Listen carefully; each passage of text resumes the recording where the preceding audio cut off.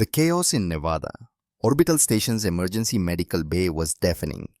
A symphony of alien wails mixed with urgent shouts from human medical staff, creating a cacophony that would have overwhelmed anyone not trained for battlefield conditions. The vast space had transformed overnight from a peaceful diplomatic outpost into a war zone triage center. Matriarch Sareth of House Vaith moved through it like a predator searching for prey. But she wasn't hunting. She was desperate. Her daughter was dying. Sareth's hands pressed against Lyra's abdomen, jade-green fingers slick with blood that shimmered opalescent under harsh medical lights. The child's skin had faded from pale green to ashen gray, and those golden eyes that had looked up at her mother with trust just yesterday now stared vacantly at the ceiling. In her 34 years as a warrior, Sareth had seen death 1,000 times. She had dealt it with her own hands when duty demanded. But watching her 8-year-old daughter fade away on a cold metal table while monitors screamed warnings, this was a different kind of war, one she didn't know how to fight. "Matriarch, please step back." Dr. Rebecca Morrow's voice was firm but not unkind. The human surgeon had been working for 20 minutes straight. "There's nothing more I can do. The wound is too severe. She's lost too much blood, and we can't synthesize Valdari blood. The triple helix DNA is completely incompatible with our systems." Sareth didn't move, couldn't move. Her warrior training screamed at her to take action, but there was no enemy to fight here. "Find a way," she whispered, then louder. "Find a way." The monitor flatlined. The sound cut through Sareth like a blade. Lyra's small chest stopped rising. Those golden eyes went still. A male voice cut through her spiraling thoughts. "Over here, now!" Sareth's head snapped up. A human combat medic she'd never seen before was rolling up his sleeve. His weathered face set with determination. Maybe 32, with scars that spoke of too many battlefields. "Cross, this is insane," Dr. Morrow protested. "Human blood will trigger catastrophic rejection." The medic Cross was already inserting a needle into his arm. "She's already dead, Doc. Can't get much worse." Sareth watched, frozen, as dark red human blood began flowing through transparent tubing. The science was clear. Human and Valdari biology were incompatible. Cross connected the tube to Lyra's IV without hesitation. Sometimes insanity is all we've got left. For 30 agonizing seconds, nothing happened. The monitor continued its terrible flatline. Then the monitor spiked. One jagged peak, then another, then a steady rhythm. Blood pressure rising. A nurse's voice cracked with disbelief. Sareth watched, transfixed, as color returned to her daughter's skin. Not just pale green, but something richer, more vibrant. The abdominal wound began to close, edges knitting together at impossible speed. "Her regenerative factor," Dr. Morrow whispered. "It's increased by over 400%. This is completely outside any baseline I've ever seen." Lyra's eyes fluttered open. Those golden irises focused with sudden clarity on the medic. The child's lips moved. "Thank you." The simple phrase in perfect English sent shock through the medical team. Valdari children didn't speak English. Sareth's mind raced. The human's blood hadn't just saved Lyra, it had transformed her. Then, like lightning, words from ancient texts flooded back. "Blood that awakens. When crimson mingles with jade under twin stars, the sleepers shall rise." Her eyes snapped to Dr. Theron, the Valdari scientist observing from the corner. He stared at Lyra with the same dawning realization. Their eyes met. The prophecy. After 300 years, it was happening here now. Sareth turned her full attention to the human medic. He was disconnecting the transfusion line, pressing a bandage to his arm with casual efficiency. He had no idea what he'd just done. She studied him with warrior's intensity. Average height, weathered skin, dark hair graying at temples, scars on hands and forearms. A soldier who'd saved lives under fire. And he'd just become the most important human in the galaxy. Sareth approached slowly. You are O negative, universal donor among your kind. Cross looked up. Yes, ma'am, lucky genetics. There is no luck in this. You gave blood to save a daughter of House Waith. By doing so, you initiated a blood compact. Dr. Morrow stepped forward. Matriarch Cross was performing a medical procedure. Sareth silenced her with a raised hand, never breaking eye contact with Cross. Ancient law binds you to my house now. The debt of life-giving blood must be repaid with life-creating seed. You have entered a breeding compact. The silence was absolute. Lady Cross said carefully, I donated blood to save your daughter. I didn't sign up for anything beyond that. Yet my daughter lives because your blood flows in her veins now. Sareth gestured to Lyra, sitting up, color restored, watching with bright golden eyes. You have changed her. The genetic transformation cannot be undone. You are bound to us, Ethan Cross. Before Cross could respond, Colonel Hayes Brennan strode in with 4 armed soldiers. Cross, you're coming with us. Medical evaluation and debriefing. Now. Sareth moved to block their path. Instinct. He entered Valdari medical space. My jurisdiction. Brennan's face flushed. Your jurisdiction doesn't extend to coercing American citizens. Step aside. Neither moved. Soldiers' hands touched weapons. Dr. Theron tensed. Lyra watched with frightened eyes. Ambassador Gareth Thorne entered. Colonel, lower your voice. We're in a medical facility. He turned to Sareth. Matriarch, I am sure we can resolve this through proper channels. Sareth forced herself to step back. Of course, Ambassador. But understand the genetic transformation in my daughter has already begun. Without further intervention, the effects will fade. She will decline beyond her previous state. It was calculated, designed to plant doubt. Cross's jaw tightened. Dr. Morrow looked troubled. Even Brennan hesitated. We'll discuss this through diplomatic channels, Thorne repeated. As the humans left Cross included, Sareth returned to Lyra's bedside. Her daughter reached up and Sareth gathered her close, feeling the strong heartbeat.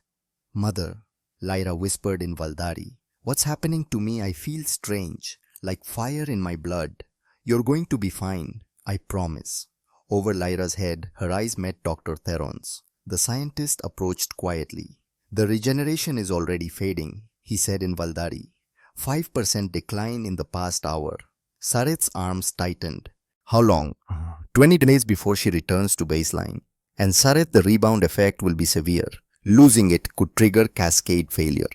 20 days, 3 weeks to convince a stubborn human, navigate political minefields, save not just her daughter, but potentially her entire race. Sareth kissed Lyra's forehead and made a silent vow. She would not let her daughter fade. She would not let her people die. A Valdari mother had no limits. The next hours were political warfare. The holographic conference with Elder Kalen and the High Council came first. 9 elders appeared in shimmering projection faces, grave. You overstepped, Matriarch, Elder Kalen said, to invoke the blood compact without council approval, to bind House Waith to a human unprecedented. Sareth stood in the projection field. Elder, I invoked ancient law. The human gave blood freely to save royal lineage. The compact was automatically initiated. Technically true. Another elder conceded. But applying it to a human is questionable. Then perhaps it's time to acknowledge the universe has changed. Sareth projected Lyra's medical data. My daughter's regenerative capacity increased 400%. One transfusion from a human did what our entire medical establishment couldn't. The elders studied the data in silence, pride warring with pragmatism. Even accepting your interpretation, Elder Kalen said, you're asking us to approve genetic mixing with humans, hybrid offspring. This is blasphemy to many. Then they can watch our species die pure, Sareth snapped. We have 4 generations left before we lose regeneration entirely. Mind your tone, Matriarch. Sareth took a breath. Forgive me, Elder, but I am a mother before a warrior. I will not watch my daughter die when salvation stands before us. Elder Kalen's expression softened. We understand. But this requires consideration. Give us 10 days. I'll present your case then. The hologram cut out. 10 days. Half the time she needed. Sareth made her way to the human residential section. The guard at Cross's door shifted uncomfortably. I need to speak with him. The guard wavered under her gaze. Then keep the door opened. 5 minutes. Cross sat on his bunk data pad in hand. Come to threaten me again. No. Sareth remained standing. I came to tell you the truth. She activated her wrist device projecting hologram images.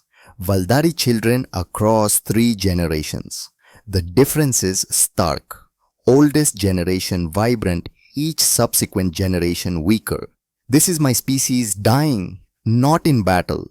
Just a slow fade. Each generation weaker than the last. We don't know why. Nothing has worked. Cross studied the images. And you think I'm the cure? I think your blood triggered something in my daughter our science couldn't explain. I think you carry something we desperately need.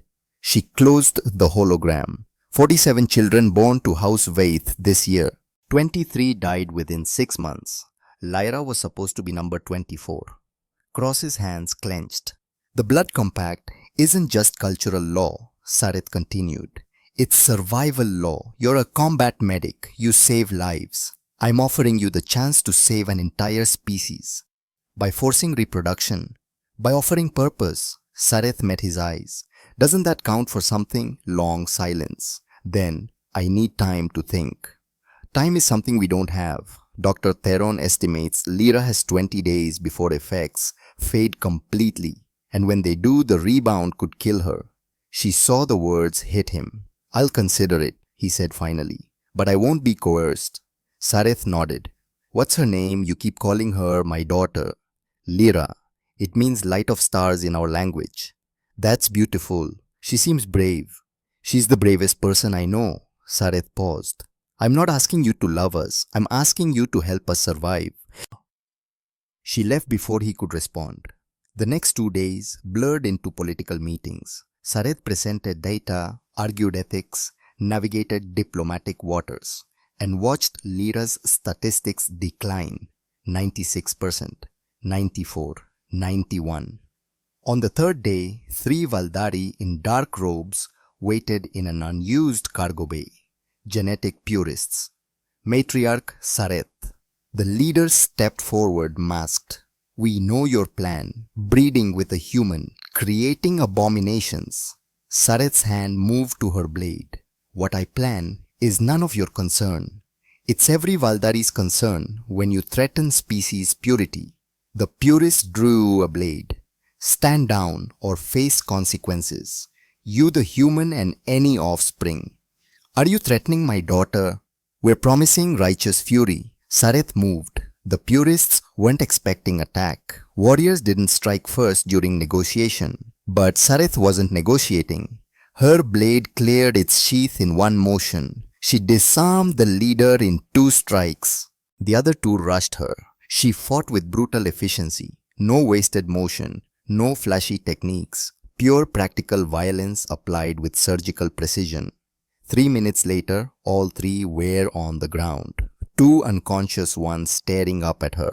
Sareth pressed her blade to his throat. Threaten my child again and I'll show you a mother's fury. No laws, no codes will protect you. I will hunt you personally. Understand? The purist nodded frantically. Run!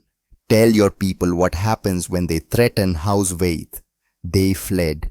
Sareth cleaned her blade and headed back to her quarters. Lyra was awake, playing with a holographic puzzle, manipulating it with enhanced cognitive processing.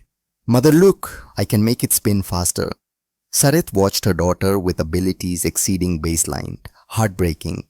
How do you feel, little star? Tired. The fire in my blood isn't as warm anymore. Is it going away? Sareth pulled her close. I won't let it go away. I promise. The human who helped me, Mr. Cross. Is he nice? I think so. He saved your life when he didn't have to. Lyra considered. Then we should keep him. He's useful. Despite everything, Sareth smiled. Very practical. I learned from you, mother. As Lyra slept, Sareth sat watching her breathe. She'd meant every word. She would not let her daughter fade. The next morning brought a summons from Ambassador Thorne. Sareth arrived to find the diplomat, Colonel Brennan, and Ethan Cross. Matriarch, Thorne began. We've reviewed the medical data. The implications are significant. Significant enough to overcome objections. Sareth looked at Brennan. The colonel's jaw tightened. Don't mistake necessity for approval. But if your scientists are right, this goes beyond one child. We're talking potential extinction. Exactly. Sareth turned to Cross. Have you made your decision? Cross understood.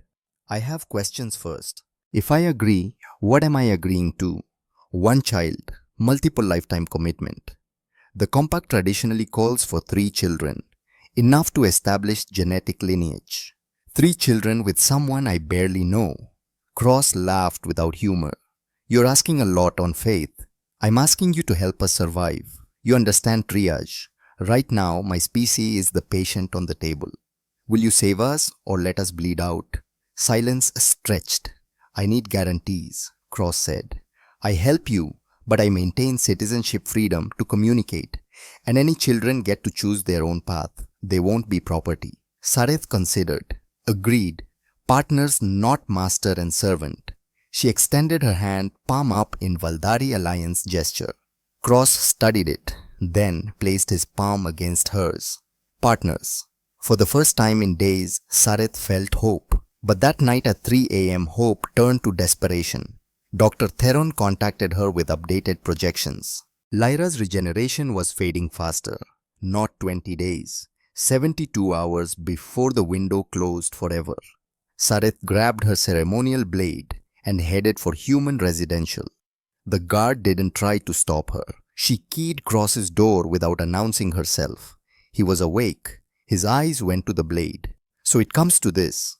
Sareth looked at the blade, then placed it on the floor and stepped away. No, it comes to truth.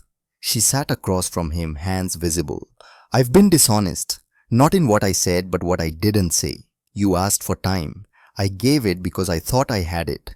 I don't. She activated her wrist device, showing latest medical data. This is Lyra's regeneration over 72 hours. The decline is accelerating. Dr. Theron projects complete loss within 3 days, not 3 weeks. Cross studied the data. You lied about the timeline. I didn't know. I was told 20 days, but Lyra's physiology is responding differently. The enhancement is burning out faster. She met his eyes. I didn't come to threaten. I came to beg. Because I'm a mother, watching her child slip away for the second time. If begging is what it takes, I'll get on my knees right now. Cross was quiet. Then, that data you showed earlier, 47 children, 23 dead, real, every word. In this compact, you really think it can save your species? You're the first hope we've had in 3 generations. Hope is all I have left. Cross paced. Sareth waited. If I do this, he said finally, we do it right. No more secrets. We're partners. That means complete honesty. Agreed. And Lyra, I want to spend time with her, get to know her. Sareth felt something tight loosen. She'd like that. She asked about you, said we should keep you because you're useful. Cross laughed genuinely. Like her mother's daughter. She is. Sareth stood. So, partners. Partners. Cross extended his hand. Sareth shook it. But we do this right. I want to understand Valdari culture, the compact, what this means. I'll arrange briefings. Good. Cross pulled back. Now get out before anyone sees you in my room at 3 a.m. Sareth smiled. They'd be getting exactly the right idea eventually. As she retrieved her blade, Cross called out, Sareth. She turned. I'm doing this for Lyra and for those other kids. Not for politics. For them. That's all I ask. Thank you, Ethan Cross. She left feeling lighter, but a message waited. Elder Kalen's hologram activated. Matriarch Sareth, the council denies your request for additional time. You will present your case in 3 days at the scheduled session. Be prepared to defend your position or accept consequences. The hologram cut out. 3 days. The exact moment Lyra's window would close. Sareth looked at the blade in her hand. The warrior's burden. The purists thought they could threaten her. The council thought they could control her. The humans thought they could dictate terms. They were all about to learn the same lesson. A Valdari mother protecting her child had no limits, and in 72 hours they would all see exactly what that meant. Morning arrived with countdown precision. Sareth stood before the holographic display in her quarters, watching Lyra's vital statistics update in real time. Each number felt like a nail in a coffin being slowly methodically constructed around her daughter. Regeneration capacity, 87% of enhanced baseline, down from 91 just 12 hours earlier. Neural integration, holding steady at 312% of standard Valdari metrics. But that was misleading. The cognitive enhancements weren't fading because they'd already been incorporated into Lyra's neural architecture. The physical regeneration, though, that was slipping away like sand through her fingers. Time to complete genetic collapse, 60 hours, 14 minutes. 2.5 days. Less time than it took to navigate standard diplomatic protocols. Less time than most bureaucratic processes required just to schedule meetings. And she was supposed to convince an entire council of conservative elders to approve the most radical proposal in Valdari history. She had barely closed her eyes when the chime at her door announced a visitor. Ethan Cross stood in the corridor, looking as exhausted as she felt, but with a determined set to his jaw that she was beginning to recognize. "You said we do this right," he said without preamble. "That starts now. Take me to your scientists. Show me everything. If I'm going to help save your species, I need to understand exactly what we're dealing with. No filtered information, no diplomatic spin, just raw scientific truth." Sareth felt a surge of respect for the human. Most people would still be processing the shock, trying to find ways to escape the obligation. Cross was already moving into action, approaching this like a military operation that required intelligence gathering before execution. "Follow me," she said, grabbing her jacket. "And stay close. Some Valdari areas aren't uniformly safe for humans right now. Word of what happened with Lyra has spread throughout the station, and not everyone sees you as a potential savior. Some see you as a threat to everything they believe defines our species." They moved through the station's corridors in the early morning cycle when traffic was minimal. The architecture continued its seamless blend of human and Valdari design principles, but Cross was looking at it with new eyes, now seeing the differences and compatibilities in a way he probably hadn't before this all began. "It's beautiful," he observed quietly as they passed through a section where bioluminescent panels created shifting patterns on the walls, organic designs that seemed to flow and pulse like living things. "The way your people build. Organic flowing, like the structures grew naturally rather than being constructed by engineers with blueprints. We believe architecture should work with natural forces rather than against them." Sareth explained, pleased despite the circumstances that he was noticing these details. Every curve, every angle serves multiple purposes: aesthetic, functional, and psychological. Humans build efficiently, optimizing for cost and construction time. Valdari is built holistically, considering how spaces make people feel, how they interact with natural energy, flows, how they age and change over centuries of use. "Maybe that's why we need each other," Cross said thoughtfully, his combat medic's mind already working on the larger implications. Humans provide adaptability and flexibility, the ability to improvise and change quickly. Valdari provide integration and elegance, the wisdom of long-term thinking. Together, we might create something neither species could achieve alone. Sareth finished, surprised by how much the idea resonated with her. She'd been thinking of this purely in terms of survival, using human genetics to save Valdari lives. But Cross was suggesting something more, something transformative rather than merely preservative. They passed several Valdari in the corridors. Most averted their eyes respectfully when they saw Sareth, recognizing her rank and status, though their golden gazes tracked Cross with expressions ranging from curiosity to barely concealed hostility.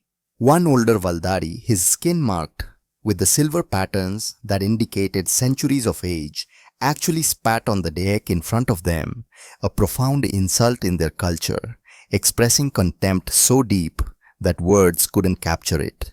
Not everyone approves, Cross observed mildly, his combat training evident in how he tracked threats without seeming to maintaining awareness of everyone around them. Not everyone has watched their children die, Sarith replied grimly.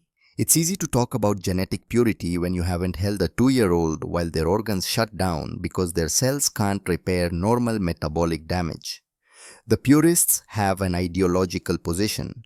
I have a daughter I'm trying to keep alive. Those aren't equivalent moral positions. Dr. Theron's private laboratory was hidden deep in the Valdari quarter, accessible through a series of corridors that required biometric authentication at multiple checkpoints. The security was intentional. The work being done here was controversial enough that protests, or worse, were real possibilities. The bold scientist looked up from his work as they entered, his ancient face creasing with approval when he saw Cross. Mr. Cross, good. I hoped Matriarch Sarith would bring you. We have much to discuss and very little time to discuss it. If the next 3 hours became an intensive education in Valdari genetics, human biology, and the impossible intersection where the two met in ways that violated everything conventional science said should be possible. Dr. Theron was a patient but thorough teacher, using holographic displays and real-time cellular simulations to demonstrate concepts that Cross struggled to grasp despite his medical training. Your blood contains something we're calling the resurrection gene, Theron explained, highlighting a specific sequence in Cross's genetic code that appeared on the holographic display, rotating slowly in the air between them. It's not actually a single gene, but rather a configuration of genetic markers that appear in specific combinations in certain human populations. We estimate perhaps 1 in 10,000 humans carry this exact pattern, which makes it rare but not vanishingly so. What does it do? Cross asked, studying the rotating DNA helix with the fascination of someone seeing their own blueprint laid bare. In humans, nothing particularly special as far as we can tell. It's just genetic variation, part of the normal diversity that characterizes your species. Human DNA is remarkably flexible, capable of expressing in thousands of different combinations. But when introduced into Valdari physiology, Theron shifted the display to show Lyra's transformed DNA, the triple helix structure, now interwoven with strands of something else, human markers, integrated in ways that shouldn't be stable. It acts as a catalyst, triggering activation sequences in our triple helix structure that have been dormant for generations. Pathways that our ancestors used routinely but that have been locked down by our own genetic optimization. The Cross leaned forward, his medic's training helping him parse the complex biological data even without deep knowledge of Valdari physiology. You're saying human genetic chaos somehow unlocks Valdari genetic potential, that our messiness is the key to your precision. More precisely, your genetic flexibility reminds our rigid structure that adaptation is still possible. Theron clarified, adjusting the display to show molecular interactions happening in real time. Our ancestors possessed these capabilities naturally. Rapid regeneration, enhanced cognition, extended lifespans measured in centuries. But as we optimized our genome for specific traits over millennia, breeding for regeneration and longevity and cognitive enhancement, we inadvertently locked out the variability that allowed those capabilities to express in the first place. We became so perfectly adapted to stable conditions that we lost the ability to adapt to change. Your DNA provides the key that opens those locks, reintroduces the flexibility we bred out of ourselves. But it's temporary, Cross said, noting the degradation curves in the data, the way Lyra's enhancement was already fading. Lyra's enhancement is fading because her immune system is rejecting my genetic markers as foreign material. Exactly. Which is why simple blood transfusions, while miraculous in the short term, cannot provide a permanent solution no matter how many times we repeat them. Theron brought up a new set of projections showing multiple scenarios. We need deep integration genetic markers that Lyra's body recognizes as part of her own genome rather than foreign invaders to be eliminated. The only way to achieve that level of integration is through natural reproduction, creating offspring whose cellular identity includes both human and Valdari elements from the moment of conception. Cross was quiet for a long moment, processing the implications of what he was being told. You're saying the hybrid children Sareth and I would create wouldn't just be symbols or political statements. They'd be the actual solution to your species' decline. Their genetics would carry both the Valdari capabilities and the human flexibility in stable configuration that could be passed on to future generations. Precisely. Theron's enthusiasm for the science momentarily overrode the gravity of the situation, his ancient face lighting up with the excitement of someone who'd spent his entire career searching for answers and might finally have found them. And more than that, their existence would prove the concept works, demonstrate that human Valdari genetic integration is viable. Other human Valdari pairs could follow the same path. Within 3 generations, we could reverse the genetic decline entirely, create a population with hybrid vigor that exceeds either parent species' capabilities.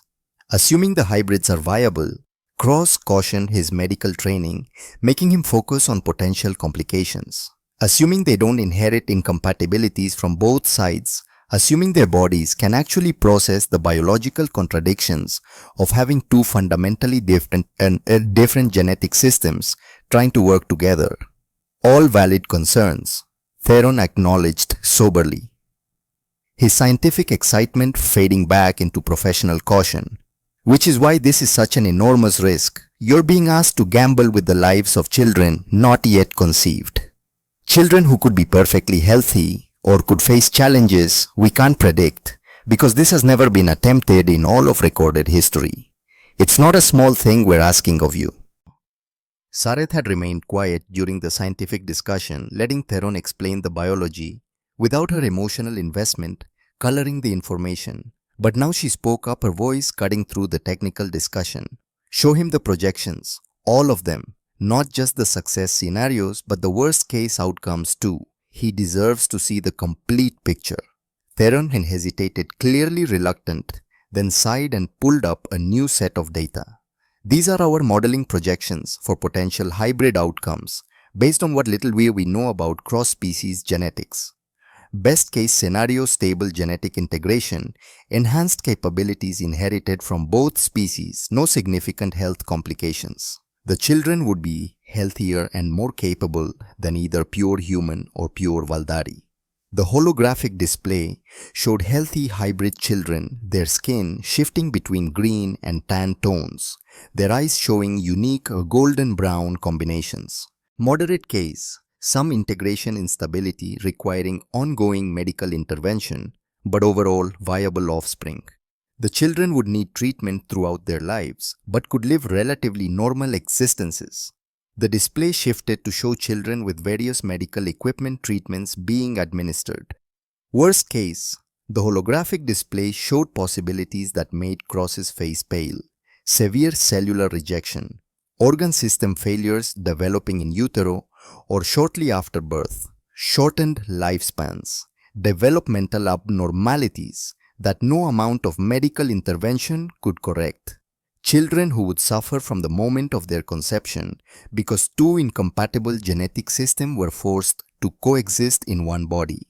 The probability distribution favors positive outcomes. Theron added it quickly, trying to soften the impact of what Cross had just seen.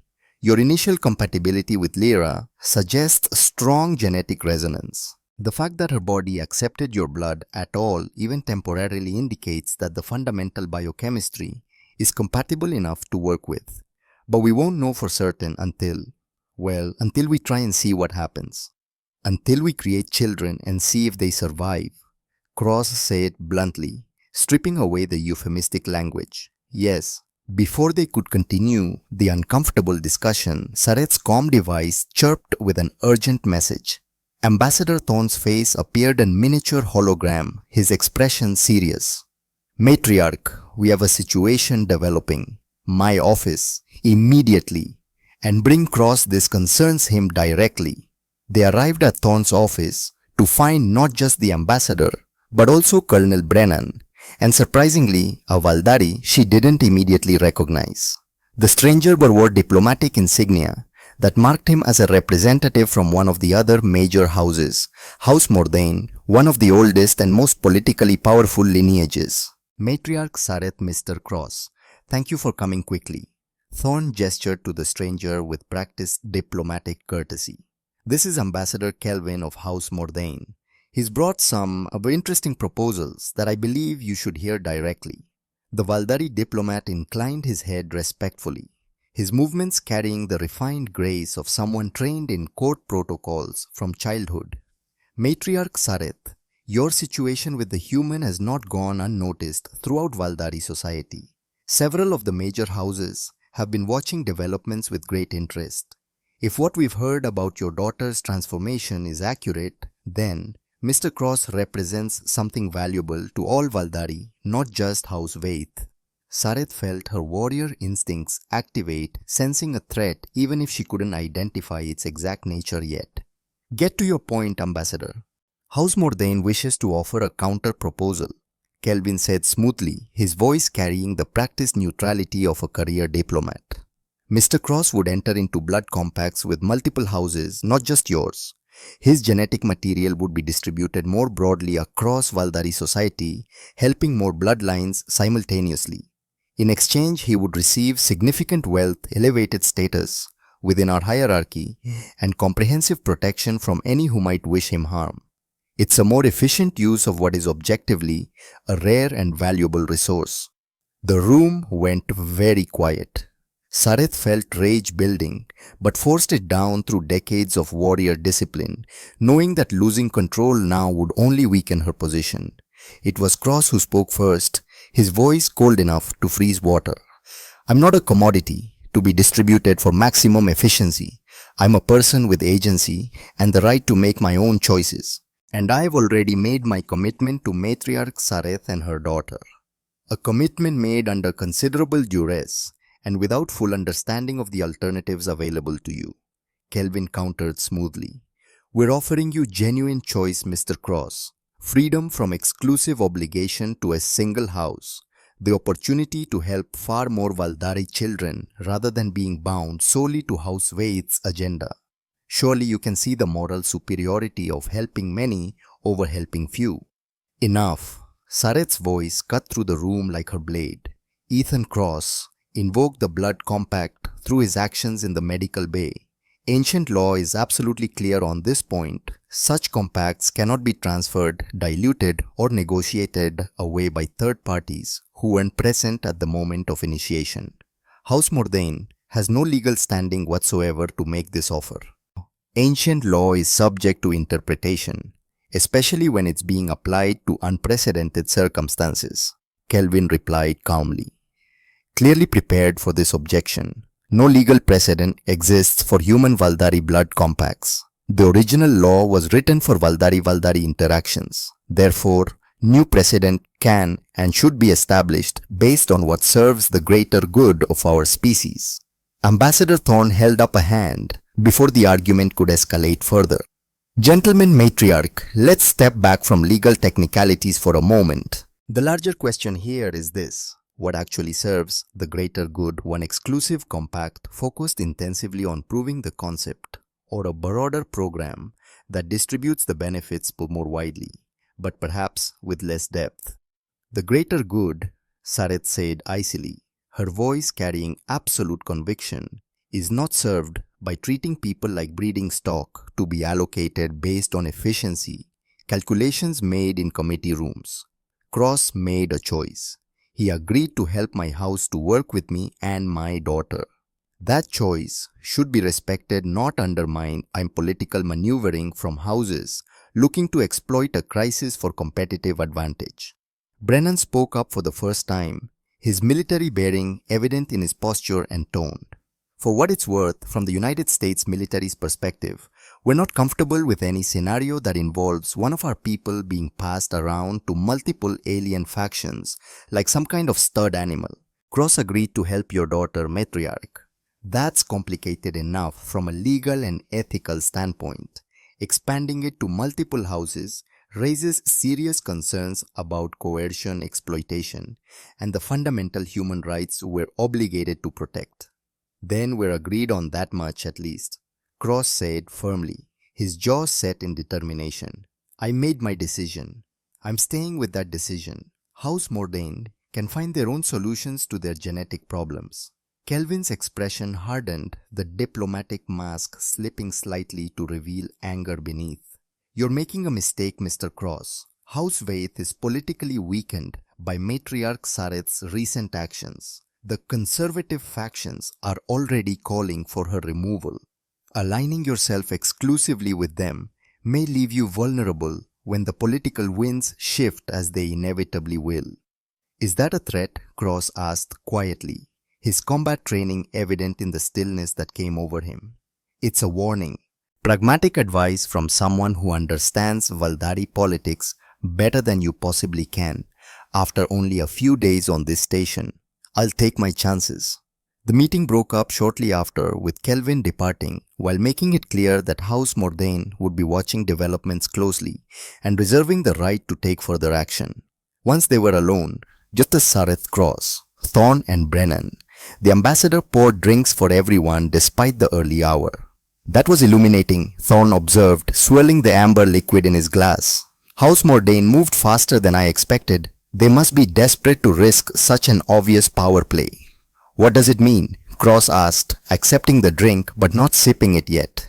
It means other houses are watching this situation very closely. Sareth explained grimly, her tactical mind already working through implications. If our attempt succeeds, if hybrid children prove viable, then suddenly, every Valdari house will want access to compatible humans. This could trigger a feeding frenzy, houses competing for human genetic material, political alliances being forged based on access to specific bloodlines, potentially even kidnappings or coerced reproduction, as desperate families take matters into their own hands. Jesus, Cross muttered, taking a drink now.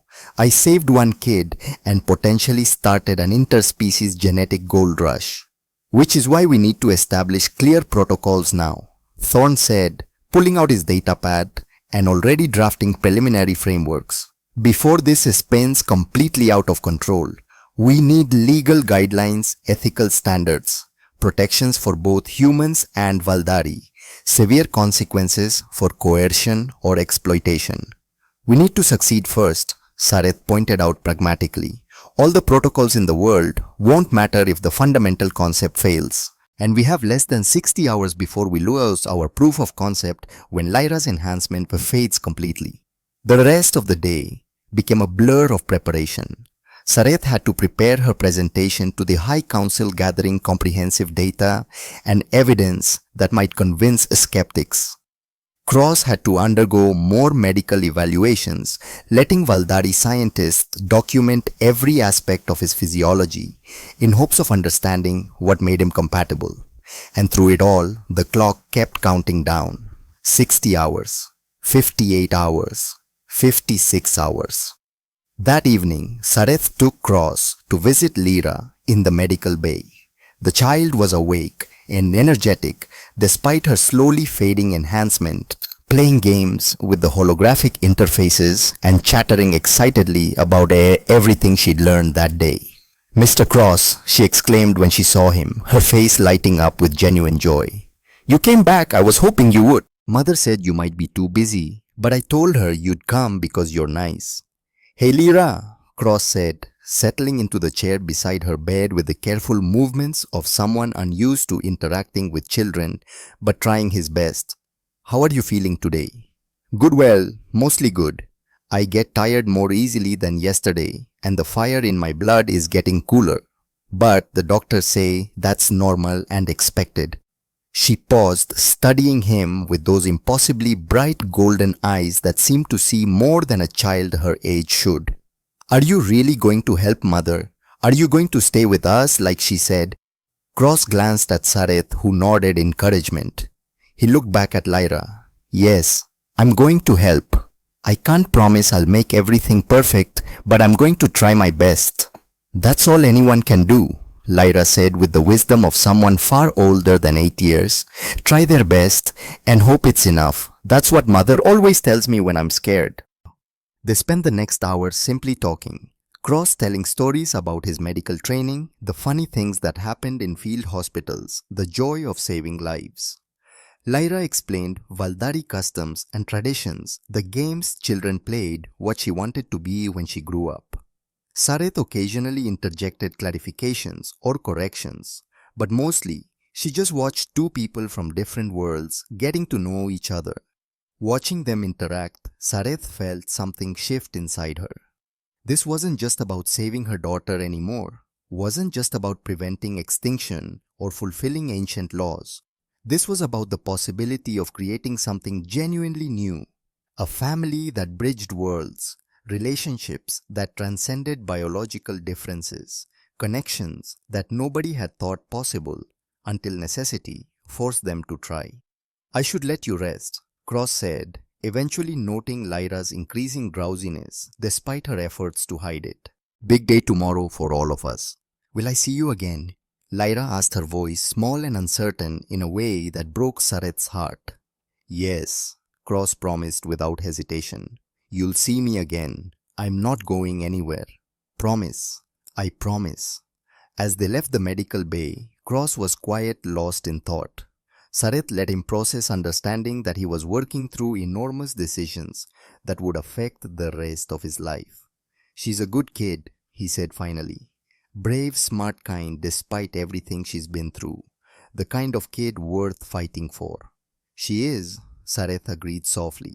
And she's just one of hundreds who need help. But she's mine, so she's the one I'm fighting for with everything I have. I get that. I understand it now in a way I didn't before. Cross stopped walking, turning to face her directly.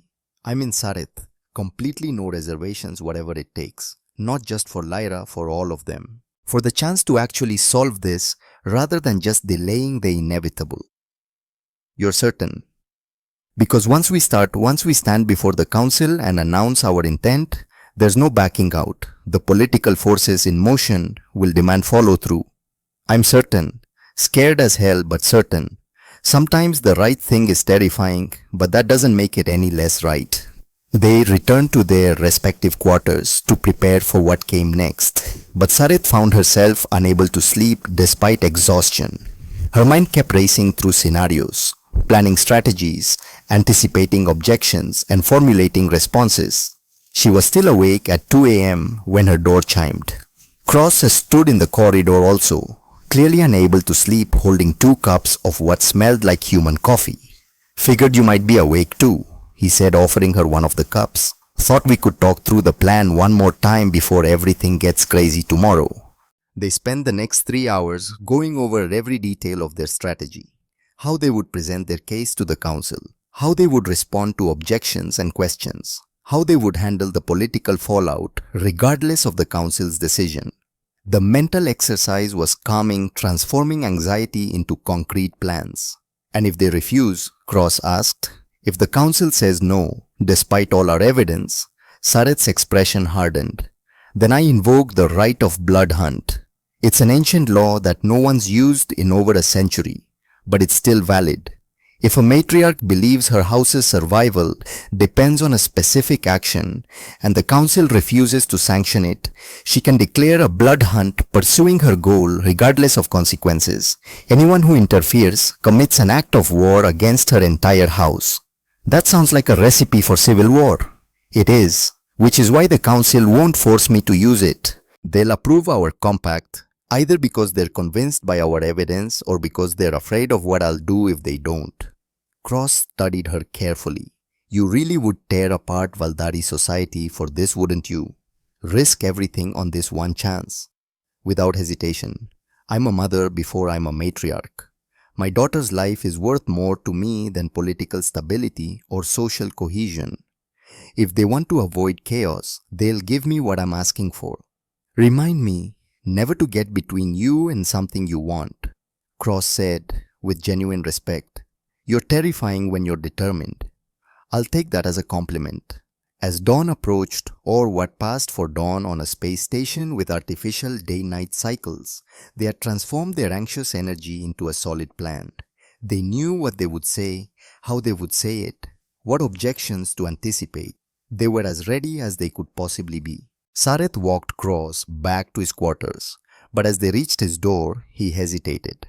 "Whatever happens in that council chamber," he said quietly, "I want you to know that I think you're a remarkable person, the kind of warrior and mother that any culture would be proud to claim. Lyra is lucky to have you.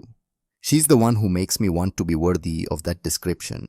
Sareth replied, feeling unexpected emotion tightening her throat. "Everything I am, everything I'm willing to do, it all comes back to her. I know, I see it, and it's part of why I agreed to help."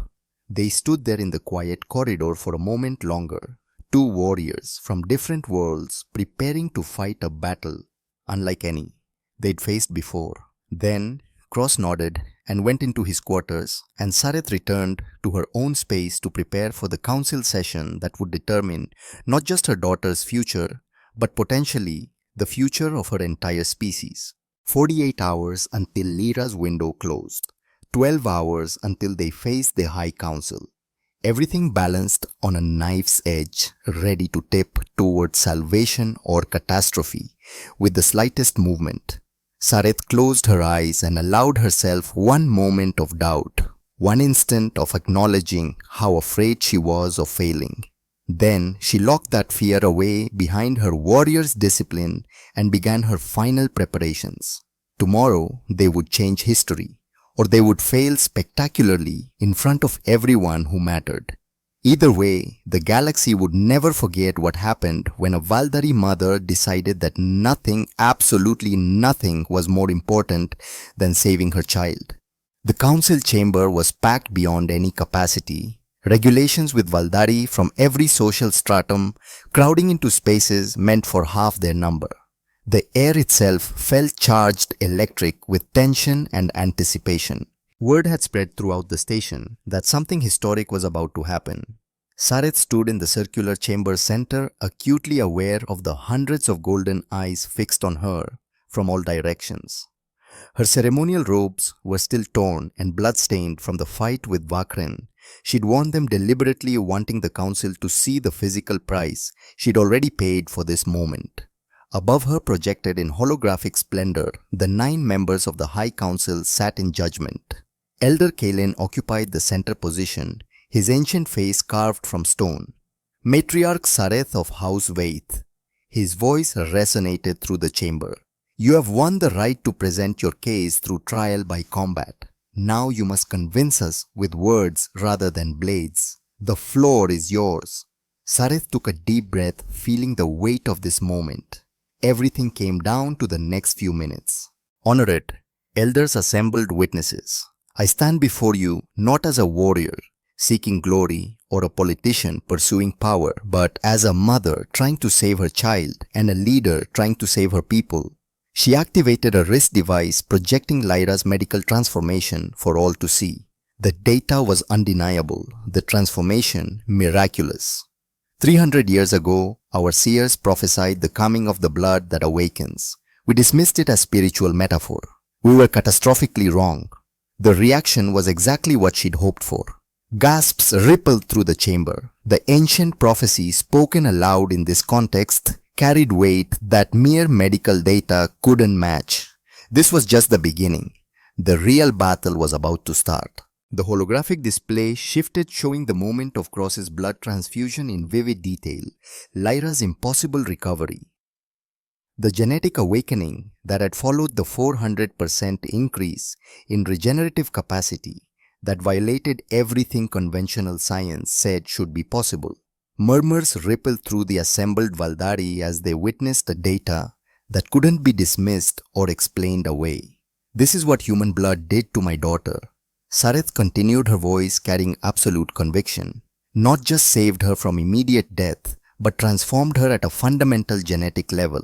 One transfusion from a human combat medic accomplished what 3 generations of our finest scientists could not. He activated dormant pathways in our genome that have been silent since before the decline began. An elder spoke up, the same one who'd been consistently hostile during their previous meetings, his voice dripping with contempt.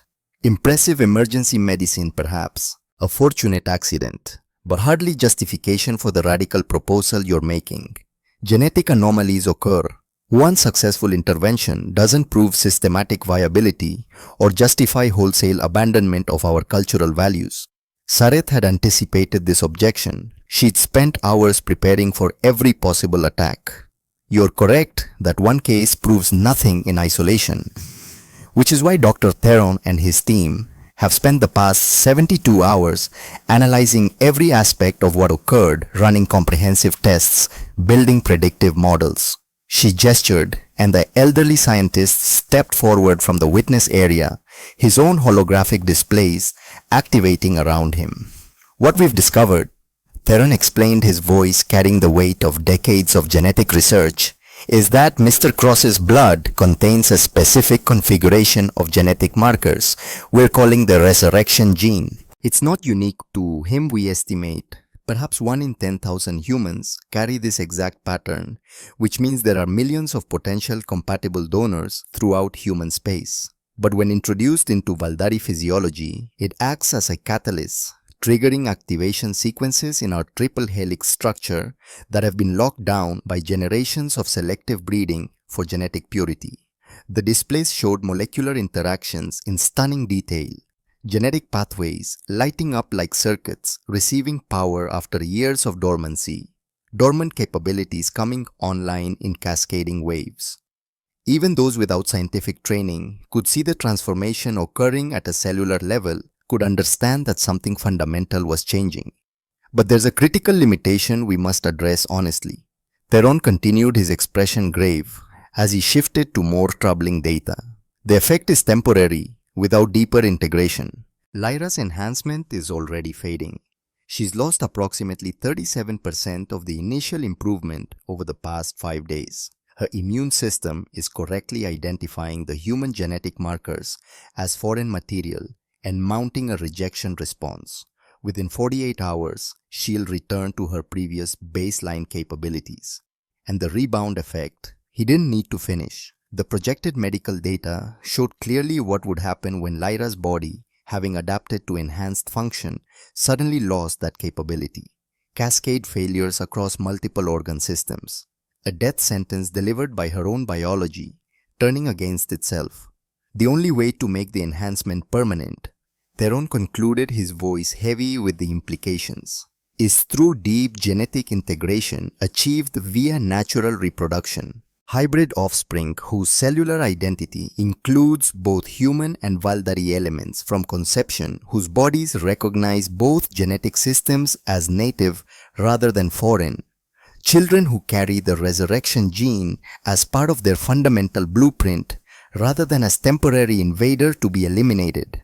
The chamber erupted into cacophony, shouting arguments, accusations, flying in all directions like weapons in a battle. Elder Kalen struck his staff against the stone floor, the crystalline tip emitting a resonant tone that cut through the noise like a blade through flesh. Order. We will have order in this chamber. Silence gradually returned, though the tension remained palpable, dangerous, ready to explode again at the slightest provocation. Another elder spoke into the quiet, a female with silver markings indicating centuries of service. Even accepting your science, and I'm not certain we should accept conclusions drawn from such limited data, you're asking us to fundamentally alter what it means to be Valdari, to create hybrid offspring who will be neither fully our species nor fully human, to mix our genetic heritage with a species that, with all due respect to our human allies, we barely understand on a biological level. The social implications alone are staggering. The alternative, Sareth said quietly, letting the simple truth carry its own weight, is extinction, not in some distant future we can safely ignore, but within 5 generations. My daughter is one of 47 children born to House Waith this year. 23 are already dead, exactly half, as if the universe is flipping a coin to decide which children live and which die. Another 12 are showing signs of the same cascading failures that killed the others. How many more children must die before we acknowledge that our genetic purity is killing us more effectively than any enemy ever could? She pulled up new data that she'd been saving for maximum impact. Death statistics across all Valdari houses, not just her own, showing the accelerating mortality rate among children, the declining birth rates as families gave up hope, the shrinking population projections that painted a picture of a civilization in terminal decline.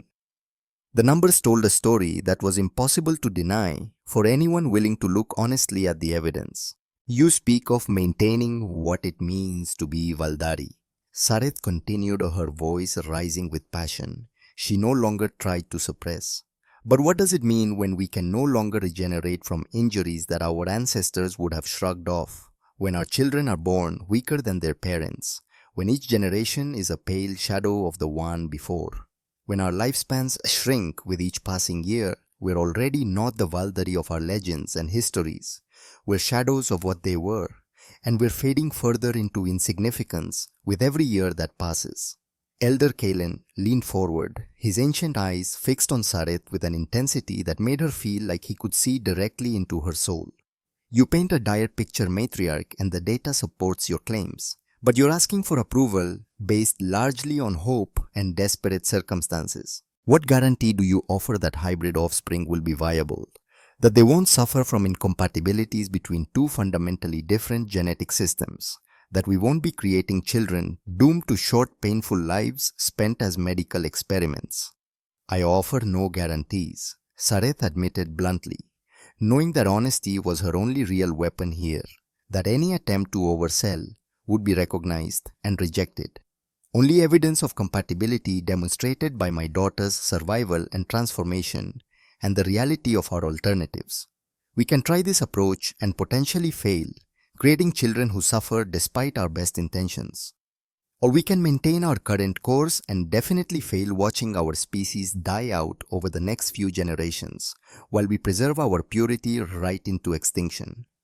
Those are the only choices before us. There are no safe options, no paths that guarantee success. Only the choice between a risky attempt at survival and the certainty of slow death. Before the council could respond, the chamber doors opened with dramatic timing.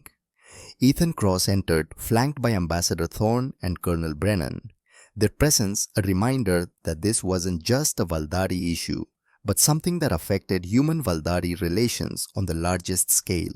The humans' presence sent a fresh wave of murmurs through the assembled Valdari, reactions ranging from curiosity to hostility to desperate hope. Honored Council, Thorne said, his diplomatic training evident in every carefully chosen word.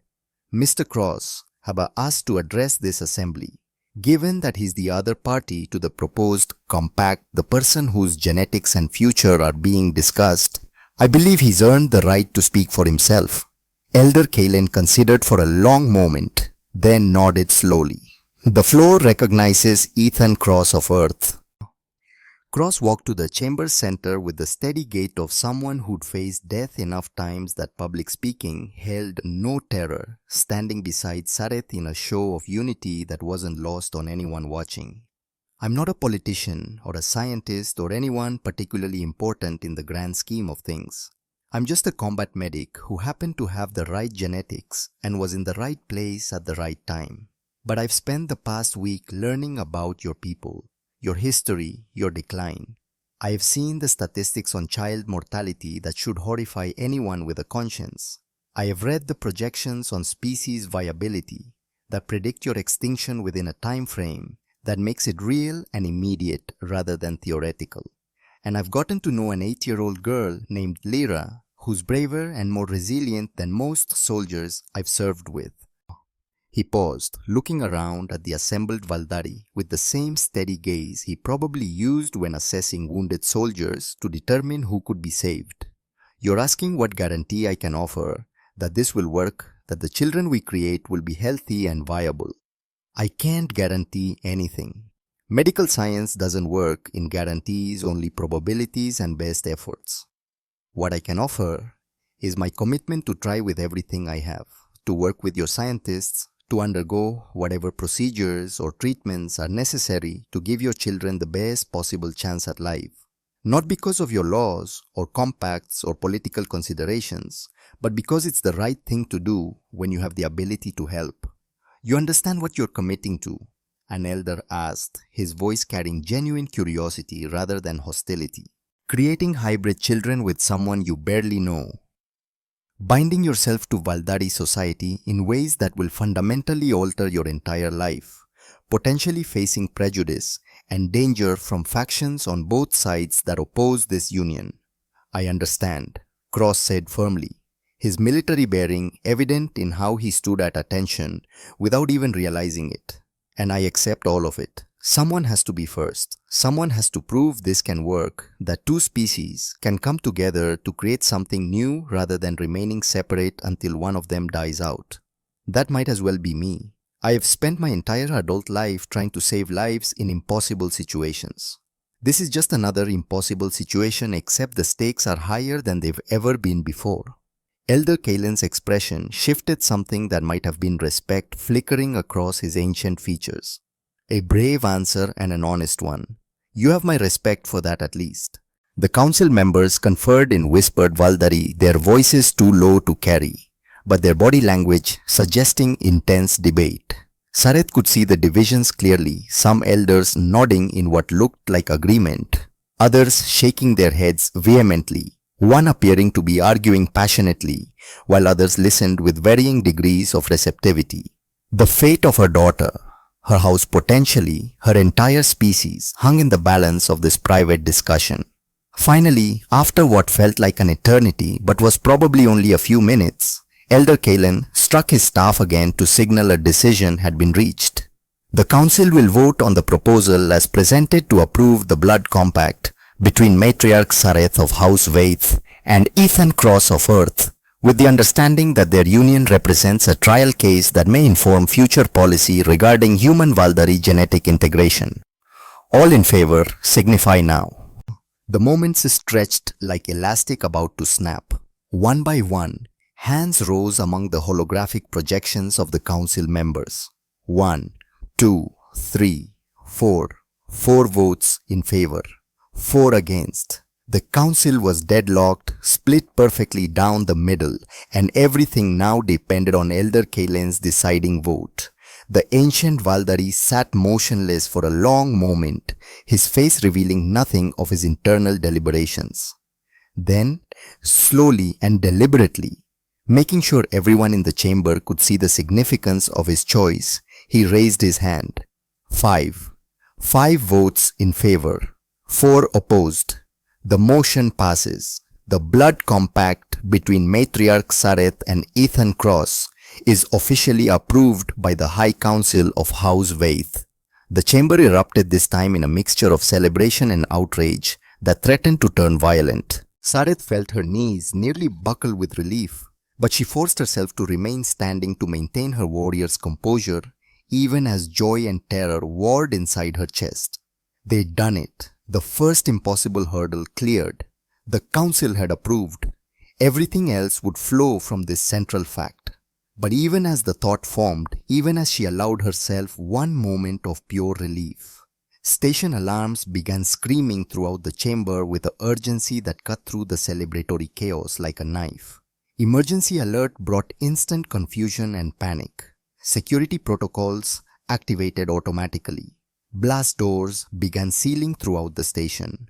Automated announcements directed all personnel to safe areas in multiple languages. A security officer rushed to Elder Kalen's holographic platform, nearly stumbling in his haste. The purists honored Elder. They have seized control of the medical wing. Multiple hostages, including Dr. Morrow, and the officer hesitated, looking at Sareth with sympathy, including the child Lyra. Sareth didn't wait for permission or discussion or strategic planning. She was moving before conscious thought engaged her warrior training, taking over completely. Cross was right behind her without needing to be told, with Thorne and Brennan scrambling to follow, shouting orders into their own communications devices. They sprinted through corridors that were sealing around them security systems, fighting against their passage, even as Sareth overrode protocols with her diplomatic credentials. The medical wing was in full lockdown when they arrived. Blast doors sealed armed security, establishing a perimeter that they clearly had no intention of breaching without orders. Through transparent barriers designed to contain contamination, Sareth could see 6 masked purists holding energy weapons with the professional competence of people who knew exactly how to use them. Dr. Morrow and 3 nurses knelt on the floor, with their hands visible clearly being held as hostages, and there on a medical bed in the center of the occupied space lay Lyra, pale frightened, her enhanced vitals displayed on monitors, showing her regeneration capacity had dropped to 61%, but alive, still alive. Status report, Sareth demanded of the security commander, a grizzled veteran she recognized from previous operations. 6 confirmed hostiles, 14 civilians, including medical staff and patients. They're demanding the council immediately rescind the approval of your compact, any rescue attempt, and they've promised to start executing hostages, starting with your daughter. Sareth activated her comm unit without hesitation. This is Matriarch Sareth. I'm coming in, alone, unarmed. You want to talk about the compact? We talk face to face. Crackling response came through, distorted by voice modulation. No tricks, Matriarch. Any rescue attempt and we execute the hostages. We're monitoring all security frequencies. Any sign of tactical deployment and the child dies first. Sareth, you can't go in there alone, Cross started. I'm not letting them use my daughter as a bargaining chip while we sit out here debating tactics. Sareth removed her blade, her sidearm, every weapon she carried, placing them deliberately on the ground. This ends now, one way or another. Then I'm coming with you, Cross said, removing his own sidearm before anyone could stop him. They want to stop the compact, I'm half of it. Maybe they'll negotiate if we're both there. Sareth wanted to argue to protect him from the danger, but there was no time and his logic was sound. She nodded curtly.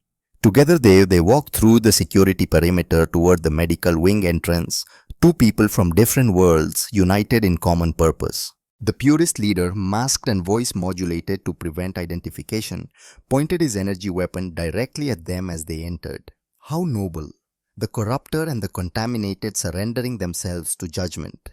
Let the hostages go, Sareth said calmly, her voice carrying the command she'd used on countless battlefields. This is between you and us. There's no need to involve innocent people in your ideological crusade. No. This is about our species' future, about preventing the abomination you're trying to force on us. You're destroying everything our ancestors built for your own selfish desires. I'm trying to save our species from extinction, Sareth replied, keeping her voice level despite the rage building inside her. The science is clear, the data is undeniable. Science means nothing against faith. The purist leader shouted, his modulated voice cracking with passion. Our ancestors would never condone this. Breeding with humans, creating mongrel offspring that pollute our sacred bloodlines. You spit on everything we are, everything that makes us Valdari. Cross stepped forward before Sareth could respond, his combat medics calm, serving him well. Your ancestors also believed in survival and adaptation. I've spent the past week reading your historical texts, your philosophical works. The Valdari conquered dozens of worlds, not through military might alone, but because you adapted to any environment, overcame any challenge through intelligence and flexibility. That's what this is, adaptation to changed circumstances. Don't presume to lecture us about our own culture, human. Then let me lecture you about medicine. Cross's voice went cold, clinical, the tone of a doctor delivering a terminal diagnosis. That little girl on that bed, I can see her vital signs from here. She's dying. Her regeneration capacity is at 61% and falling. Maybe 20 hours left before complete collapse. After that, it won't matter what you believe or what I believe or what anyone believes. She'll be dead and you'll have accomplished nothing except killing an innocent child to make an ideological point. One life against the purity of an entire species is worth everything, Cross interrupted. Because if you're willing to sacrifice one innocent child for ideology, you'll sacrifice anything. A species that values abstract purity over the lives of its children doesn't deserve to survive. The purist leader raised his weapon, pointing it directly at Sareth's chest. Brave words from someone about to die. Then Lyra spoke from her bed, her young voice somehow cutting through the tension like a blade through silk. Please don't hurt my mother. The purist leader turned toward her. It was his mistake. Sareth moved with the speed and precision of 20 years of combat training compressed into 3 seconds of explosive violence. She closed the distance before the purist could redirect his weapon, disarmed him with a strike that shattered his wrist, had him on the ground with her knee on his spine before the other purists could react. "Stand down!" she roared, her voice carrying absolute authority, one hand holding the captured energy weapon while the other pressed the purist leader's face into the deck. "Drop your weapons or I kill him right here, right now. Don't test me. I am a Valdari mother and you've threatened my child. There are no lines I won't cross." The other purists hesitated, weapons half raised, clearly not expecting this level of immediate violence from someone who'd entered unarmed. Then security breached from 2 entrances, simultaneously having used Sareth's assault as the distraction they needed. Flashbangs filled the medical wing with blinding light and disorienting sound. Cross rushed to Lyra's bed, placing his body between her and any potential crossfire, shielding her with his own mass. Minutes later, it was over. Purists disarmed and in custody, hostages freed and being treated for shock order restored through overwhelming force. But as Sareth helped Lyra from the medical bed, she saw Dr. Morrow's expression and knew immediately that something was wrong. "What?" Sareth demanded. The stress, the fear, it accelerated the decline beyond our worst projections. Morrow pulled up Lyra's vitals on her portable scanner, the numbers painting a grim picture. She's at 58% regeneration capacity and falling fast. We're completely out of time. The window is closing right now. Sareth looked at the chronometer. 4 hours until the scheduled bonding ceremony that they'd planned. 4 hours they no longer had. "Then we move now," she said, her voice carrying absolute finality. She turned to Cross. "No elaborate ceremony, no ritual protocols. We do this the human way, fast and practical. My daughter is dying. Either we act immediately or everything we fought for means nothing." Elder Kalen arrived with other council members, taking in the scene of captured purists and freed hostages. "Matriarch, the traditional protocols require can be abbreviated to essential elements only." Sareth interrupted, past caring about protocol or diplomacy. "My daughter is dying right now in this moment. Either we perform the bonding ceremony in the next hour or she's dead, and all your debates become meaningless. Choose." The elder looked at Lyra's pale face, at Sareth's desperate eyes, at the monitors showing the child's declining vitals. "The ceremony can be compressed to core elements. 1 hour for essentials. But matriarch, even if you conceive immediately, the timeline is still impossible. It takes weeks to confirm pregnancy, months too. Then we pray that genetic integration is faster than normal biology, that the mental bond accelerates cellular processes the way Dr. Theron theorized. Prepare the bonding chamber. We begin in 30 minutes. The bonding chamber had been hastily prepared. Technicians working at emergency speed. Traditional elements remained bioluminescent walls that pulsed with organic rhythm. The ceremonial basin carved from ancient stone positions for witnesses, but the elaborate multi-day rituals had been compressed to their essential core, stripped down to what was absolutely necessary. Sareth stood beside Cross, both wearing simplified ceremonial robes that had been quickly assembled. Her body ached from the fight with the purists, from days without proper sleep, from the accumulated stress of impossible decisions and desperate gambles. But she held herself straight, projecting the warrior's discipline even when everything inside her screamed exhaustion and terror. Elder Kalen mopped through the abbreviated ceremony with practiced efficiency, his ancient voice carrying the weight of tradition even in this rushed context. Blood calls to blood across the void of space. Life recognizes life beyond differences of form. What cannot be joined in nature, necessity has made one. What was separate, crisis has united. He mixed their blood in the ceremonial basin, red and green swirling together in patterns that seemed to move with their own volition, creating a shimmering purple that caught the bioluminescent light. He marked their foreheads with the mixture, the traditional symbol of binding. Now comes the bonding of minds, the joining of consciousness that seals what blood has begun. Open yourselves to each other, drop your defenses, let your consciousnesses merge and intertwine. Cross looked uncertain, clearly not understanding what was being asked. Sareth took his hands in hers, meeting his eyes directly. Don't resist what you feel. Let me in. Trust me. She felt his presence at the edge of her consciousness, hesitant but willing, like someone standing at the threshold of a door they weren't sure they should enter.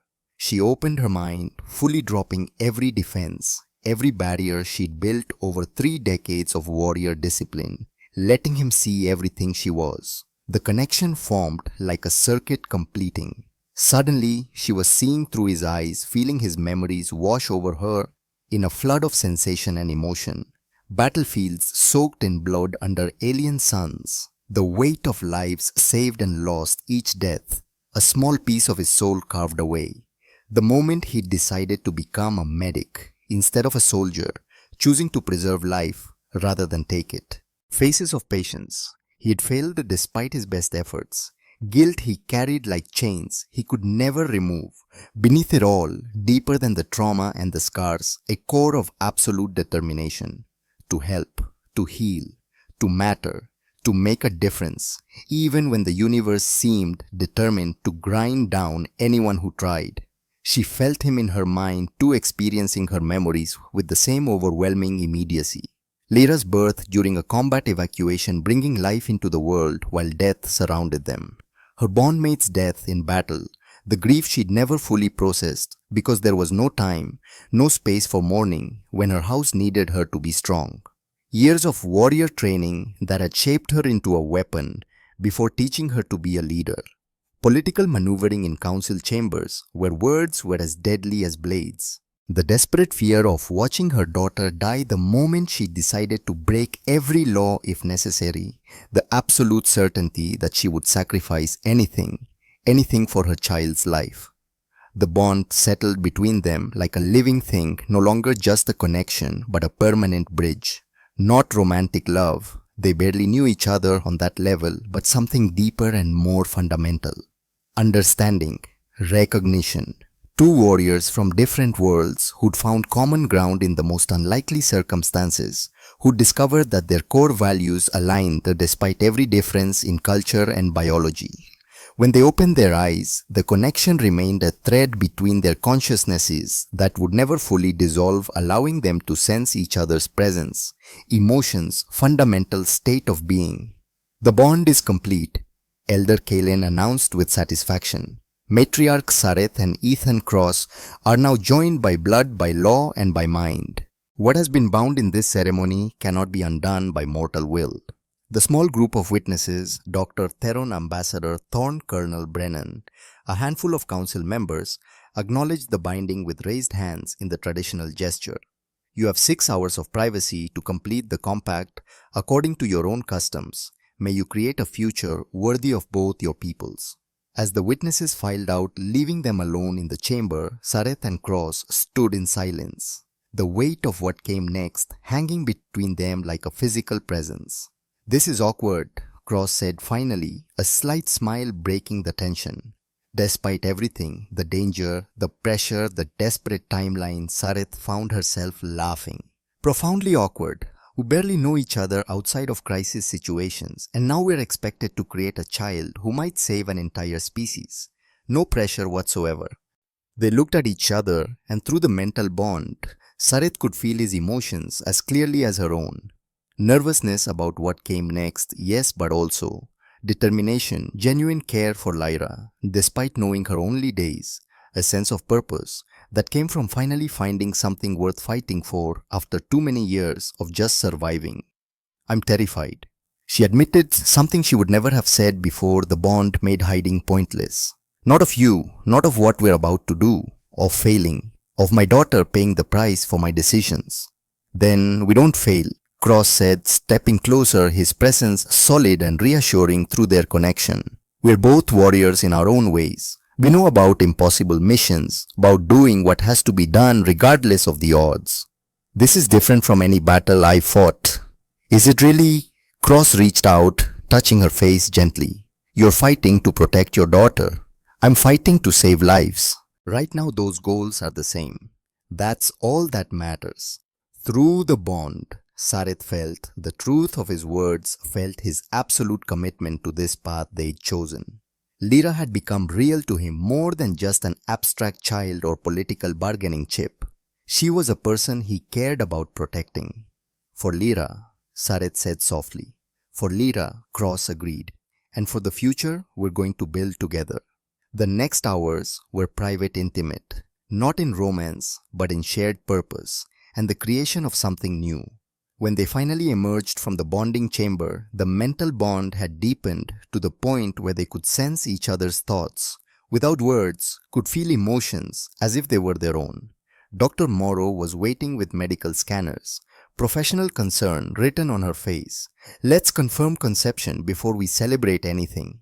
The scan took only minutes but felt like hours. When Morrow finally looked up from her instruments, her expression was one of pure awe.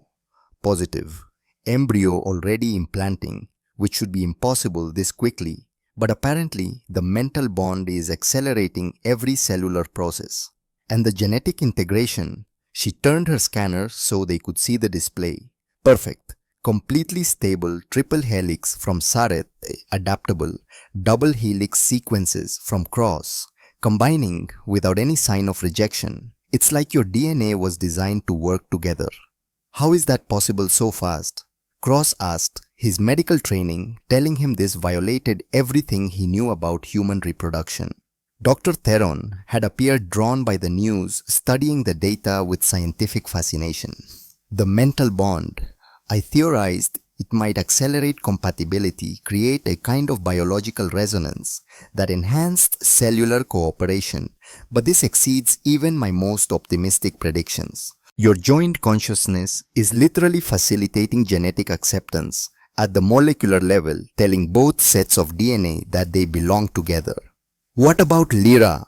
Sareth demanded, forcing herself to focus on what mattered most despite the miracle happening in her own body. Theron pulled up the child's latest vitals and Sareth's heart nearly stopped. Regeneration capacity 55% and falling steadily. Still declining. The embryo won't help for months, won't produce enough genetic material to... No! Morrow interrupted, her eyes suddenly bright with inspiration. There might be a way.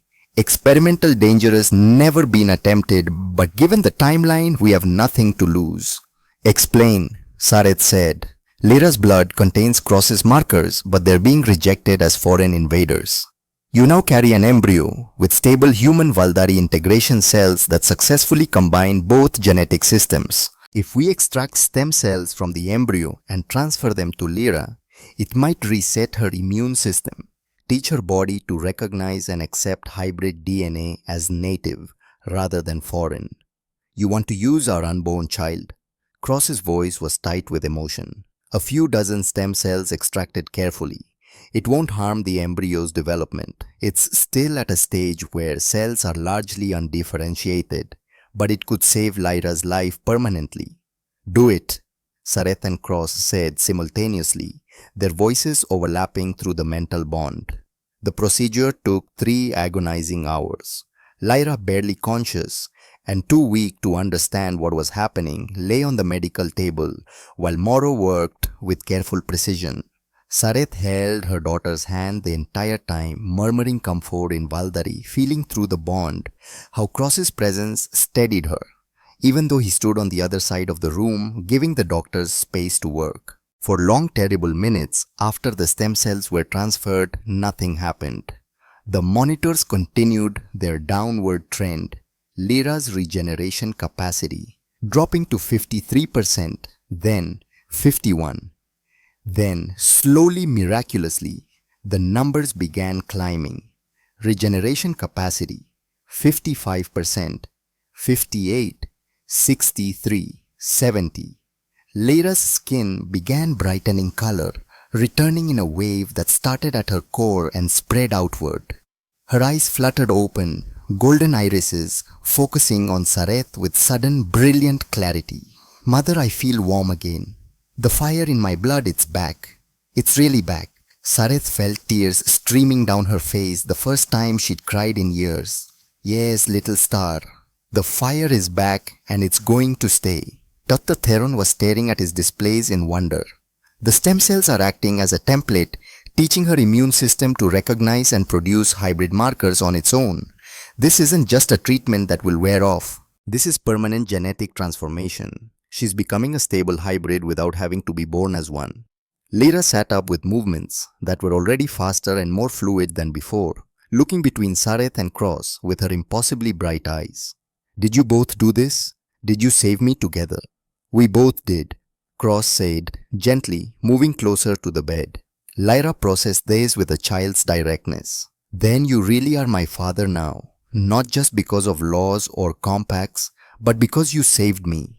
Through the bond, Sareth felt Cross's emotional response, surprise, responsibility, acceptance, and something that felt very much like joy despite the strange circumstances. Yeah, he said softly, reaching out to touch Lyra's hand. I guess I am. 6 months passed in a blur of political maneuvering, scientific research, and unexpected joy. Sareth stood at the viewport in their expanded quarters that had been modified to accommodate both human and Valdari needs, a physical manifestation of two cultures, learning to blend, watching the twin suns of Valdari Prime set in prismatic glory. Her pregnancy was unmistakable now, her belly swollen with the hybrid life growing inside her. Lyra fully recovered and showing capabilities that exceeded even her post-transfusion peak, was in the common area teaching Cross basic Valdari combat forms. Her laughter echoed through the space, the sound of a healthy, happy child that Sareth had feared she might never hear. Dr. Theron's latest report sat on the datapad beside her, and the news was almost too good to believe. The Generation Alpha project had expanded far beyond their initial hopes.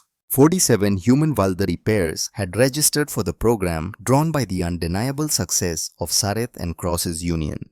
The first 3 couples to follow their example were already pregnant, their embryos showing the same stable genetic integration. Most remarkably, Valdari children born after the project began, pure Valdari, but not hybrids, were showing measurably improved regeneration compared to children born just a year before.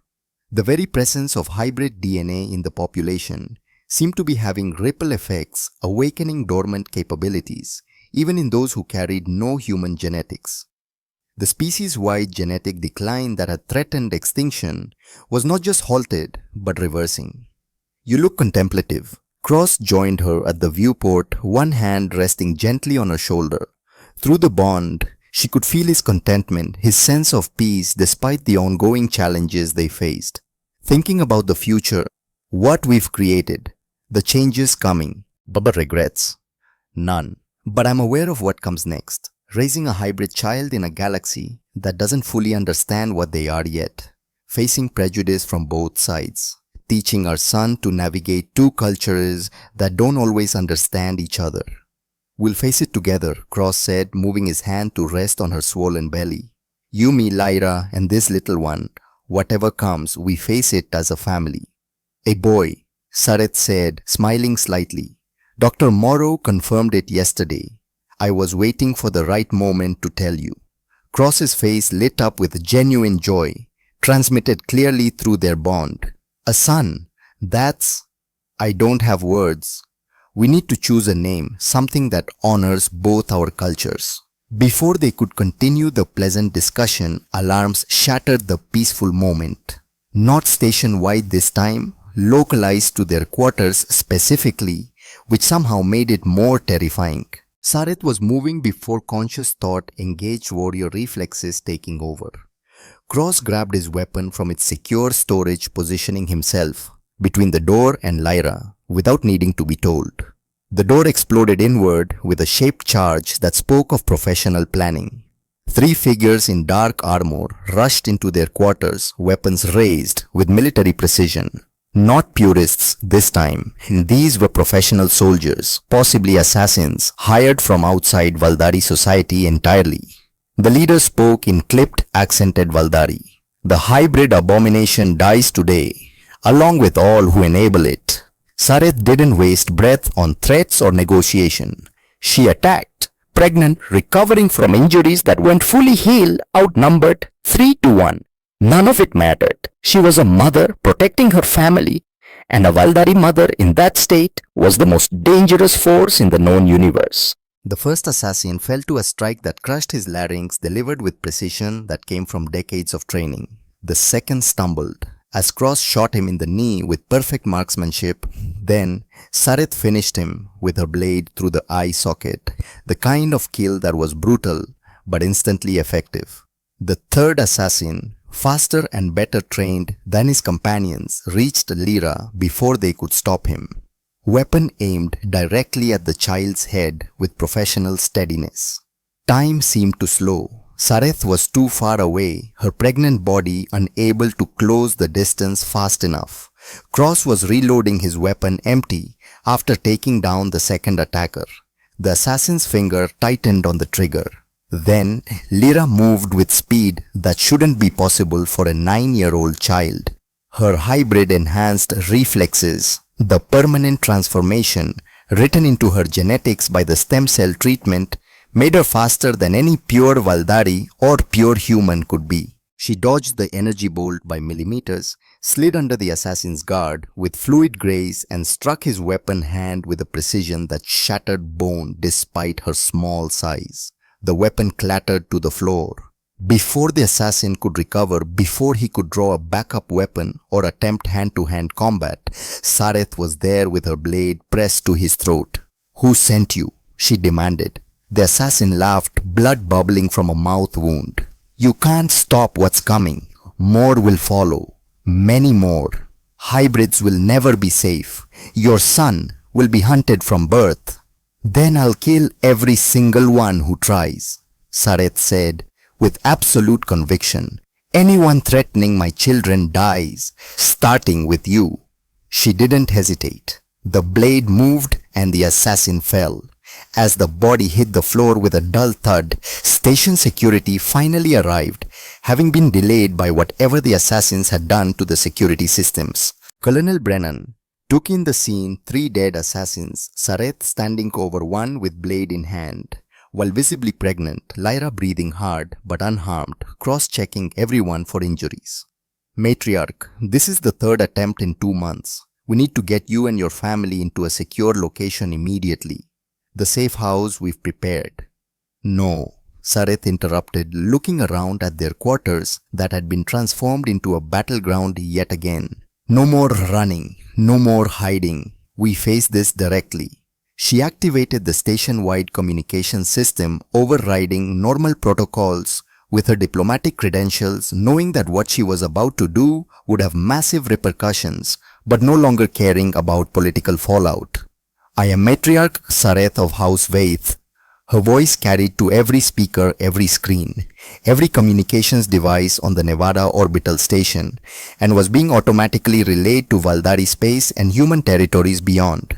"Tonight, assassins attempted to murder my family for the 3rd time.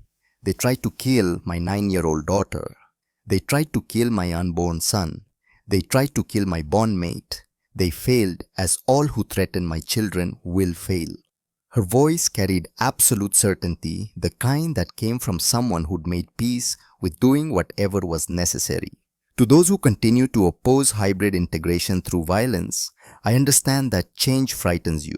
I understand that the unknown is terrifying, But the alternative to change is extinction, and I will not apologize for choosing life over purity, survival over tradition. She looked directly at the camera, knowing billions might eventually see this broadcast. I carry the first hybrid child of the Generation Alpha project. In 3 months, he will be born. His name will be Kieran Cross, and he will be the first of many. We are creating a new future, whether you accept it or not, whether you fight it or not.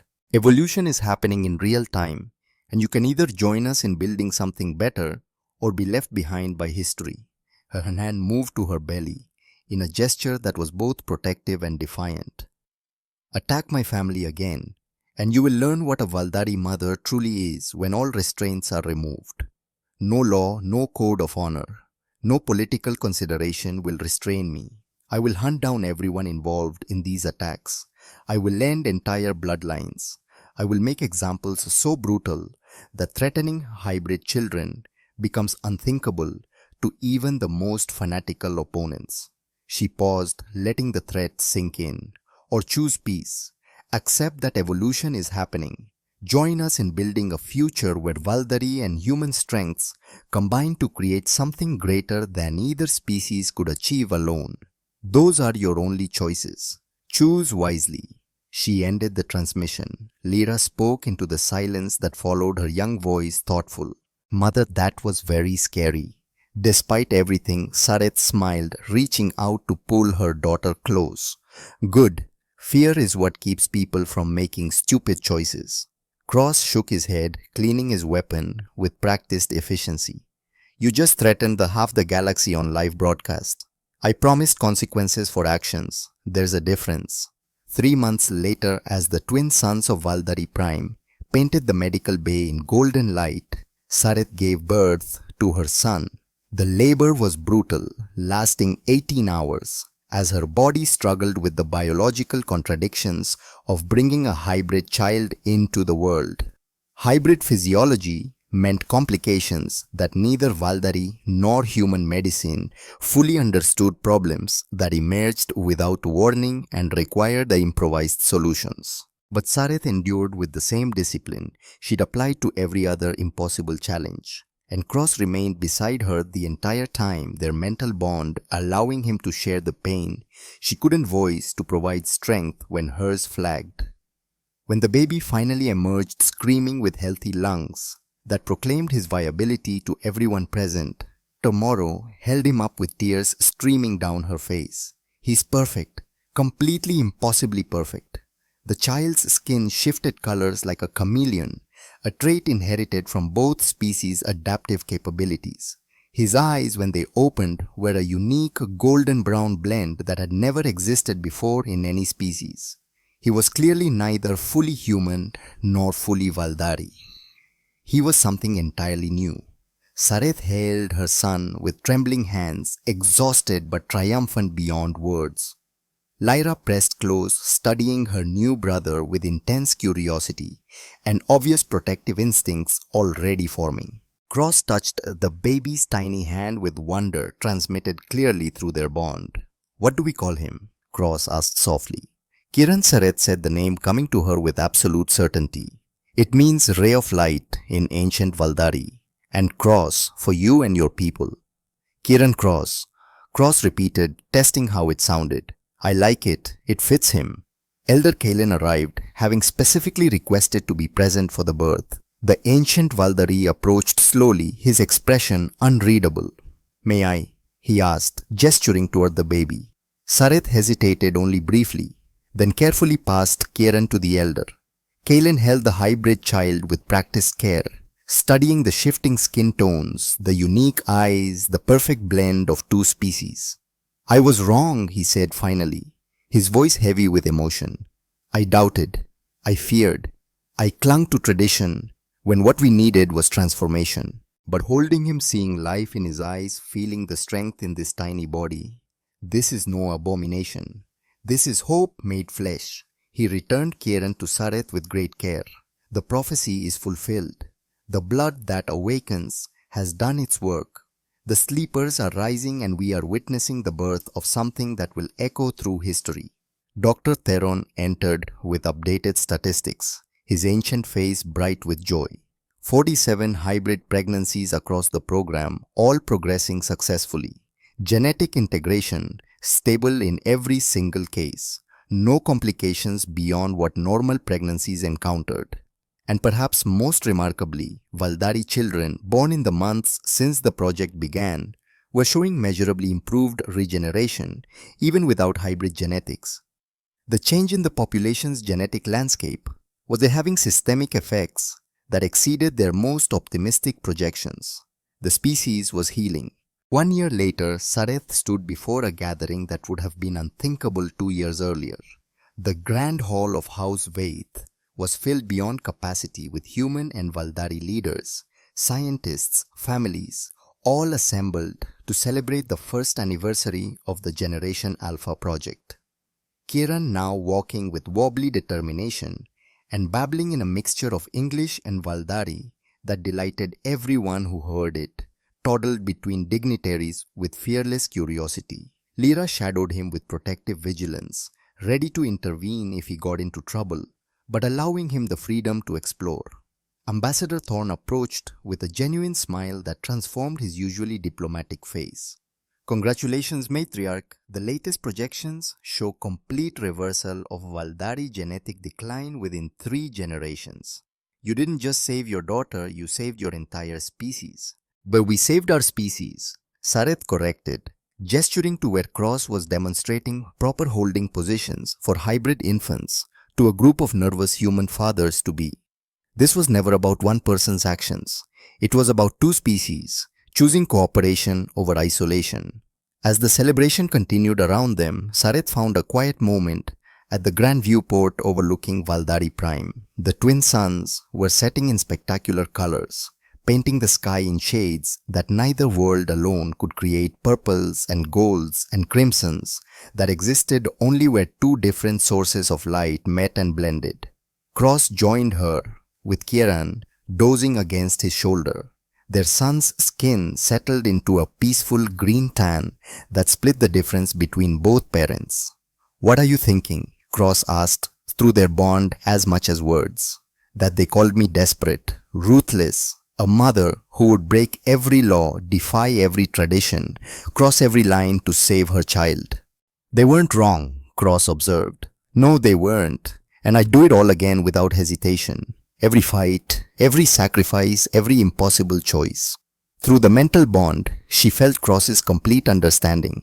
He would too, for their children, for their family, for the future they'd built from blood and determination and desperate hope.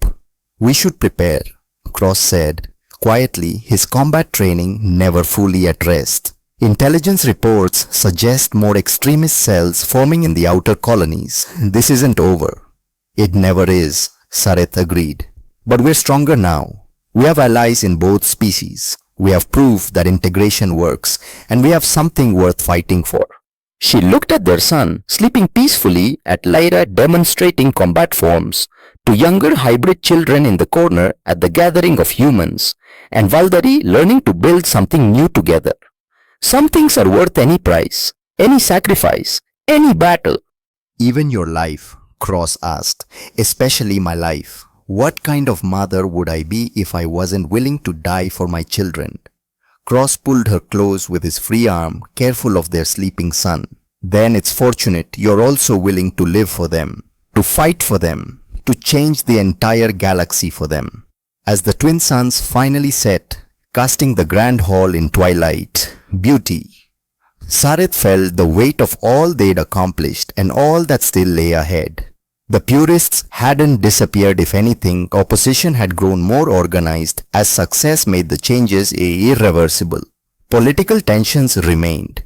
Cultural conflicts continued.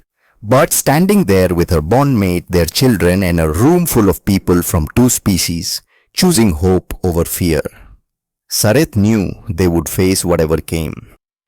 Because a Valdari mother protecting her children had no limits, no boundaries, no impossible odds that could make her surrender. And now bonded with human adaptability and determination, enhanced by the mental connection that let 2 minds work as one, that unstoppable force had become something the galaxy had never seen before. The future they were building together wouldn't be easy. There would be more attacks, more political battles, more people who refused to accept change. But it would be worth fighting for, every single day. As Kieran stirred in Cross's arms, his eyes opening to reveal that unique golden brown blend that marked him as something new, Sareth made the same silent vow she'd made the day Lyra was born, the same oath she'd renew every day for the rest of her life. No one would harm her children. No force in the universe would prevent them from having the future they deserved. Anyone who tried would learn exactly what happened when they threatened a Valdari mother's family. The prophecy had called it the blood that awakens, the ancient words describing genetic transformation, the resurrection of capabilities thought lost forever. Sareth knew it by a simpler, more fundamental name: hope. Hope that tomorrow could be better than today. Hope that two different species could build something greater together than either could alone. Hope that her children would inherit a galaxy where they belonged, where their unique existence was celebrated rather than feared. And hope, Sareth had learned, was the most powerful force in the universe when backed by a mother's love and a warrior's determination. Epilogue. Generation Alpha Project. Year 1 Status Report. 47 hybrid births. Recorded 100% survival rate. Valdari. Regeneration capacity. Plus 23% across all age groups. Human Valdari. Diplomatic relations. Strongest in recorded history. Extremist attacks. Ongoing but decreasing in frequency. Matriarch Sareth's public statement. Let them come. We'll be ready.